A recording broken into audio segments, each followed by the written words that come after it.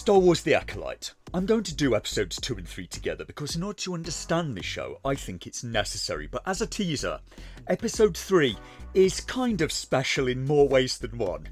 It gets into the backstory of the twin sisters Osha and May and their childhood, growing up in a fortress with a regal coven of lesbian witches. The witches chant and do interpretive dance like they're in a Kate Bush music video from the 80s. The power of one, the power of two, the power of many. And I cringed through the whole thing. But one of the sisters, Osha, decides that she doesn't want to join the lesbian witch cult and wants to be a Jedi instead. So her sister May tries to burn her alive in her room. I won't let you leave. You can't go. We're stuck here now. It's not up to you. You can't stop me. Yes, I can. How? I'll kill you. She uses a war light to set fire to a book, creating an inferno, and the massive stone fortress burns down. And how do you even set stone on fire? Don't even ask, the show will certainly never tell you, but from the way the stone fortress goes up in flames, maybe the stone was 90% magnesium. Very few people make it out alive, and what do you expect when you build a fortress entirely out of fireworks? Why did they even have open flames around the place when their fortress was so ridiculously flammable? Out of the dozens of women in the lesbian witch cult, only the twin sisters seem to make it out alive. The whole of this fortress burns down in mere minutes. I think the critical drinker was right in retrospect. This show does appear to have been written by idiots. So what happened in episode 2? When it opened up, we had our acolyte assassin May from episode 1 on another planet trying to get to another Jedi. She wanted to get her revenge on 4 Jedi for some unstated past crime, and spoiler, she blames the Jedi for what happened to the witch cult and the fire that she started. May did in Carrie-Anne Moss in episode 1 because although Carrie-Anne Moss was a better fighter, she kept on letting the assassin try to stab her instead of ending the fight and restraining her. So the acolyte goes to the local Jedi temple in episode 2. What's a Jedi temple even do in this universe? They've just not bothered with any world building. And why do they need a local one? I have absolutely no idea. May breaks in and finds her quarry, the Jedi Master Torben, who is meditating and floating in the middle of a room. She tries to attack him, but is repelled by an unseen force, resulting in the actress miming very badly.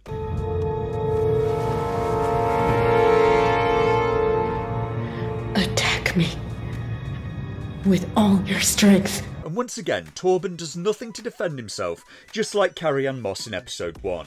But when a guard arrives, May flees. We then cut to the Jedi ship of Master Sol. Last episode, Sol was 100% convinced that it was May's twin sister Osha who'd done in Carrie-Anne Moss, but he changed his mind on the evidence of her saying that she didn't do it.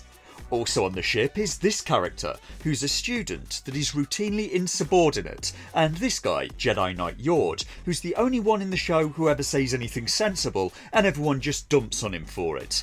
They were sent to capture Osha, May's twin sister, and they did. Yord objects to Osha not being restrained. She is, after all, accused of offing a Jedi Master and escaped custody last episode. Master Sol replies with, "You still think she killed Endara, who was Carrie-Anne Moss. But what's the argument for not restraining Osha exactly? There doesn't seem to be one." Yord replies, even if May was alive, she wouldn't have the training to defeat a Jedi Master. Osha, you see, trained at the Jedi Temple for some years, and Sol replies, Osha hasn't trained in 6 years. The problem with that argument is that May hasn't trained at all. So if Osha couldn't have done it because she hasn't trained in 6 years, then May couldn't have done it either because she didn't train at all. Yord suggests, even if Osha's twin is responsible, they could be working together, which is entirely possible. And Sol replies, don't let fear affect your judgment, while letting sentimentality affect his. The dialogue in this show is really bad and it's only going to get worse. So Sol now wants to go to the planet where Torben is and take Osha with him because, quote, He thinks she can help. He never specifies exactly how she can help. He's taking a woman who he believed was the killer last episode directly to one of the killer's targets and to a place where someone matching Osha's description just tried to assassinate someone.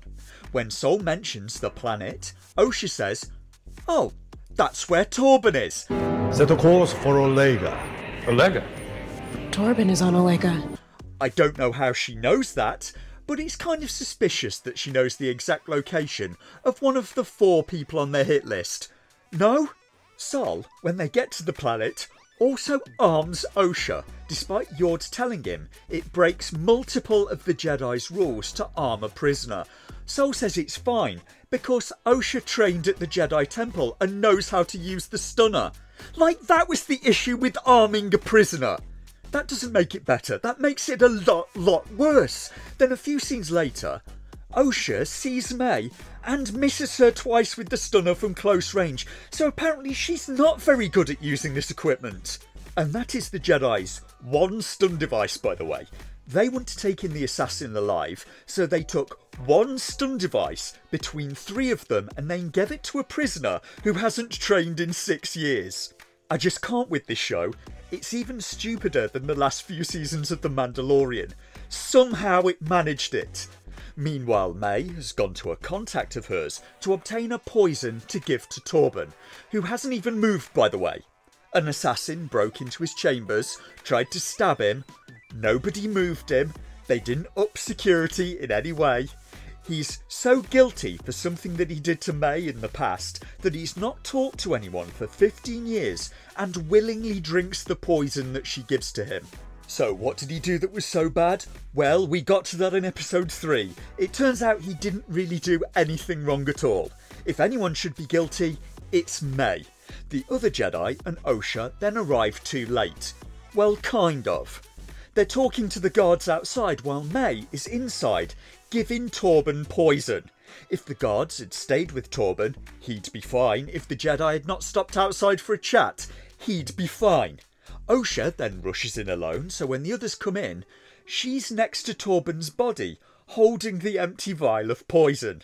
Luckily, Yord was sensible enough to follow her in, so he knows that she didn't do it. Otherwise, she looked comically guilty.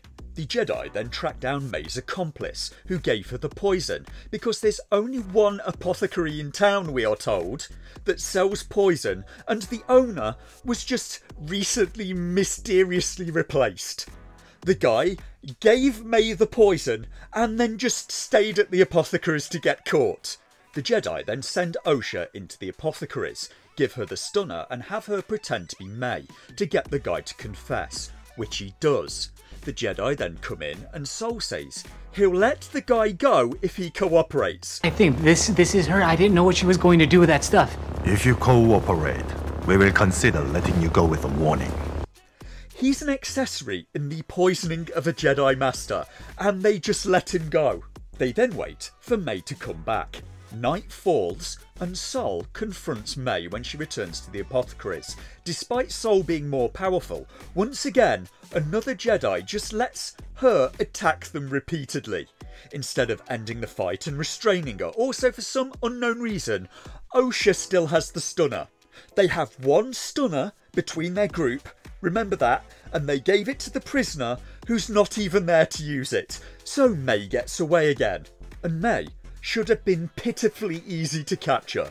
Sol was behind her when he called out her name. Hey! You survived.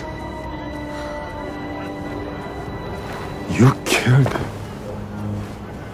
Indara. He could have just stunned her from behind, but instead treats her like she's not even a threat, even after she offed a Jedi Master in single combat in episode 1. This show is incredibly poorly written, and after this episode I was pretty much done until episode 3 managed to change my mind, because episode 3 was so pathetic it had me laughing out loud through most of the second half of it, and for most of the first half I cringed. It's set 15 years or so before episodes 1 and 2 and covers the events of what caused May to seek revenge and the Jedi to all feel guilty about what happened. At the start we have the two twin sisters as children, Osha and May, and it's a bit weird that the two young actors they got don't actually look the same. But they have the same person playing them both as adults, so at some point they become identical. The two young actors are also a bit shaky in terms of acting. They've both been born into what I can only describe as a lesbian cult of witches. They're an all-women coven of dark side using witches, and despite Osha saying multiple times that she doesn't want to join them, the cult don't give her a choice. She's going to join them if she likes it or not. The witches claim they've had to hide on this remote planet because the galaxy, quote, doesn't approve of people like them. We have some really subtle social commentary going on here, and that the Republic has hounded and attacked them. They never actually show it in the show though. I cringed into my seat watching the coven chant and dance and badly mime using the Force as they live in a giant stone fortress. The twins are the result of one of the witches getting another one pregnant using the power of the Force somehow. The witches have a very different philosophy on the Force to that of the Jedi. They see it as a thread that binds all living things together. Just, if it only applies to living things, don't ask how Rey levitated boulders. 4 Jedi arrive because by Republic law, the creepy lesbian witch coven is not allowed to train children. And it's kind of understandable that Republic wouldn't want people that can mind control other people, up to and including Jedi, going around doing whatever they want. The witches repeatedly threaten the Jedi with weapons, and despite Osha wanting to go with the Jedi, the witches' leader uses her powers on one of them, Torben. And oh boy has Torben had a rough few years. In 15 years, Carrie-Anne Moss barely aged at all, and Torben seems to have aged by 40 years. The girls have to go with the Jedi to be tested, and one of the girls' mothers wants to attack the Jedi. The witches instruct the girls to lie to the Jedi and make sure they fail the tests so they can stay with the coven. But Osha wants to go with the Jedi and joins them, so May gets angry and tries to burn Osha alive for wanting to leave. She takes a torch from the wall, starts a fire outside Osha's door using a book, and the whole stone fortress sets on fire, burning all of the witches alive. I laughed my way through this entire section because I literally couldn't believe how dumb it was. Sol went into the burning fortress that May set on fire, saved Osha but thought May had not made it because he saw her fall from a platform and assumed. This, remember, is the guy who said this in episode 1. Your eyes can deceive you. We must not trust them. The only person May should be seeking revenge on is herself. Why should Torben have felt guilty for any of what happened? Surely that can't be all of it. Doing that is why Sol is one of the 4 names on the hit list. There is yet again no moral ambiguity here in this show. The lesbian witch cult are presented in this show as not good people, and May is just a straight up villain. Of course! Never rub another man's rhubarb.